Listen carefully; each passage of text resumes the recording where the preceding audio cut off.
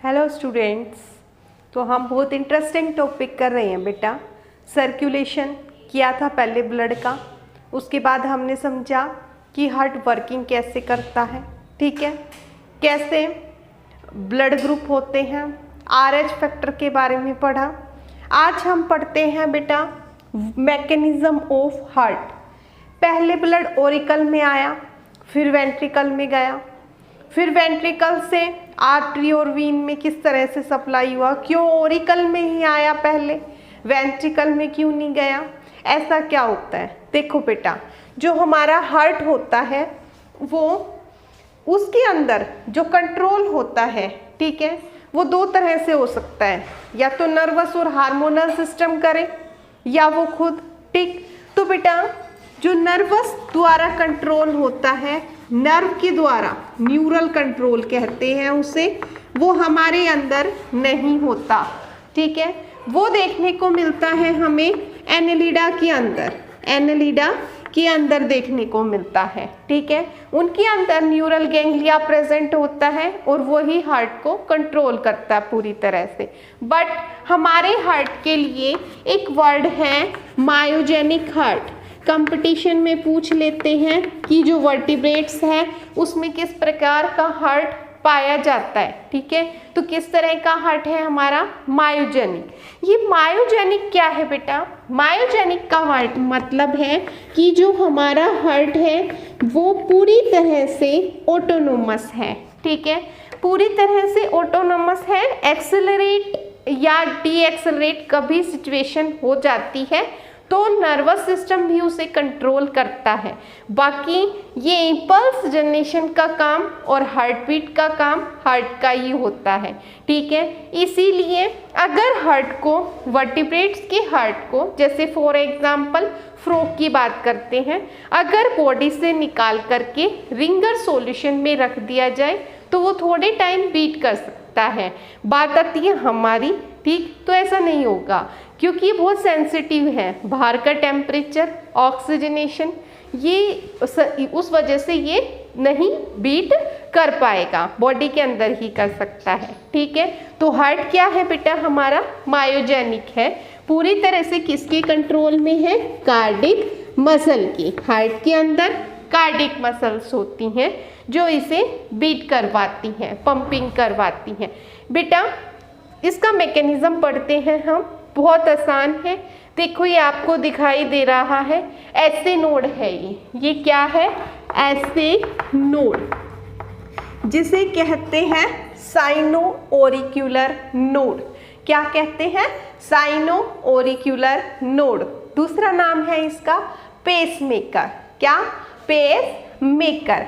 यही बेटा एक ऐसा पार्ट है हार्ट के अंदर जो इम्पल्स को जनरेट करता है, इम्पल्स को जनरेट करता है, और इसी की वजह से हार्ट में पहले ब्लड ऑरिकल में आता है, फिर वेंट्रिकल में आता है और फिर आगे सप्लाई होता है, ठीक है। तो बेटा जो कॉन्ट्रैक्शन और रिलैक्सेशन का काम है हार्ट में, यानी कि जो पहला पार्ट है वो क्या कहलाता है, कॉन्ट्रैक्शन, जिसे क्या कहते हैं, सिस्टोल, सिस्टोल।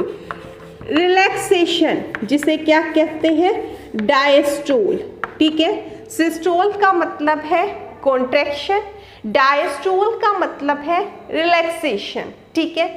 ये सारा प्रोसीजर इसी वजह से होता है, तो इसको समझते हैं हम, ठीक। आपको दिखाई दे रहा है राइट वाल ऑफ एथीरियम में साइनो ऑरिक्यूलर नोड। क्या दिखाई दे रहा है, साइनो ऑरिक्यूलर नोड। बेटा यहाँ पे इम्पल्स जनरेट होगी, ठीक है, यहाँ इम्पल्स जनरेट होगी। जैसे ही इम्पल्स इसमें जनरेट होगी वो ट्रांसमिट होगी और ऑरिकल पार्ट दोनों क्या करेंगे, कॉन्ट्रैक्ट करेंगे, ठीक है। ऑरिकुलर पार्ट कॉन्ट्रैक्ट करेंगे बेटा, ठीक। फिर ये इम्पल्स, यहाँ पर एक पार्ट प्रेजेंट है इधर की तरफ, जिसे कहते हैं AV नोड, ऑरिक्यूलो वेंट्रिकुलर नोड, ठीक है। उसको दे दिया जाएगा सिग्नल, ठीक है, और वहाँ से ये इधर आएगा, ठीक। यहाँ प्रेजेंट है बेटा bundle of His, bundle of His, ठीक। यहाँ से ये राइट एंड लेफ्ट वेंट्रिकल में ट्रांसमिट कर दी जाएगी इम्पल्स, और वेंट्रिकुलर पार्ट कॉन्ट्रैक्ट हो जाएगा। ये कहलाती है बेटा आपकी right and left auricular ventricular bundle, ठीक है, ऑरिक्यूलर वेंट्रिकुलर बंडल। और इस तरह से जो फाइबर स्कैटर्ड है इस पूरे वेंट्रिकल पार्ट में वो कहलाते हैं प्रिकंजी फाइबर्स। क्या कहलाते हैं? प्रिकंजी फाइबर्स। तो बेटा क्या पाथवे रहा इसका? एसए नोड ने बेटा इम्पल्स को जनरेट किया। जैसे ही एसए नोड में इम्पल्स जनरेट हुई, ऑरिकुलर पार्ट ने कॉन्ट्रैक्ट किया,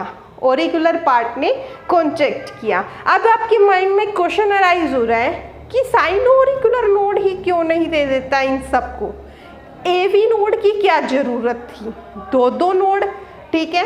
इस वजह से कार्डिक मसल्स के पूरा जो सिस्टम है इसे नोडल टिश्यू कहते हैं, नोडल टिश्यू, ठीक है। क्या जरूरत पड़ी इसकी? तो बेटा ऑरिक्यूलर और वेंट्रिकुलर पार्ट आपस में सेपरेट होते हैं। यहाँ एक बहुत थिक वाल होती है, ठीक है, कनेक्टिव टिश्यू की, ठीक है, सेप्टम बोलते हैं उसे हम, ऑरिक्यूलर वेंट्रिकुलर सेप्टम, ठीक है।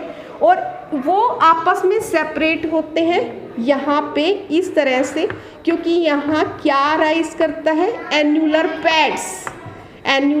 पैड्स होते हैं जो इस इम्पल्स को वेंट्रिकल पार्ट तक नहीं जाने देते, ठीक है। तो इसीलिए एसए नोड जब हाई इम्पल्स जनरेट करता है तो वो एवी नोड तक आती है, ठीक है, जो कि इसके बीच में प्रेजेंट है, ठीक। एवी नोड इसे वेंट्रिकुलर पार्ट में बंडल ऑफ हीज को देता है, bundle of His right and left auricular ventricular bundle में भेजता है, और फिर प्रिकंजी फाइबर से वो पूरे वेंट्रिकल पार्ट में स्कैटर्ड हो जाती हैं इम्पल्स, और अब वेंट्रिकुलर पार्ट कॉन्ट्रैक्ट करता है, ठीक है। तो कॉन्ट्रैक्शन को बोलते हैं सिस्टोल, रिलैक्सेशन को बोलते हैं डायस्टोल। फॉर एग्जाम्पल, जब ये पार्ट कॉन्ट्रैक्ट करता है तो ये पार्ट रिलैक्स करता है, जब ये पार्ट कॉन्ट्रैक्ट करता है तो ये पार्ट रिलैक्स करता है, ठीक है। और एक ऐसा टाइम आता है बेटा, हार्ट कभी रिलैक्स नहीं करता, ठीक है, बट एक ऐसा टाइम आता है जब ना तो फुली कॉन्ट्रैक्शन इसमें होती है ना ही फुली कॉन्ट्रैक्शन इसमें होती है। ब्लड सब कहीं में धीरे धीरे स्लो स्पीड से बह रहा होता है, जिसे हम कहते हैं ज्वाइंट डायस्टोल। क्या कहते हैं? Joint diastole. तो इस तरह से ये तीनों मिलकर के कार्डिक साइकिल बनाते हैं। तो ये पढ़ा बेटा हमने मैकेनिज्म ऑफ हार्ट। कहाँ से शुरू किया? एसए नोड ने इम्पल्स जनरेट की, एवी नोड को दी, बंडल ऑफ हीज को दी, और फिर इस तरह से ये वेंट्रिकुलर पार्ट में पहुंच गई, ठीक। नेक्स्ट टॉपिक आता है बेटा कार्डिक साइकिल, जो इसी से रिलेटेड है छोटा सा, ठीक है। कार्डिक साइकिल के अंदर क्या होता है?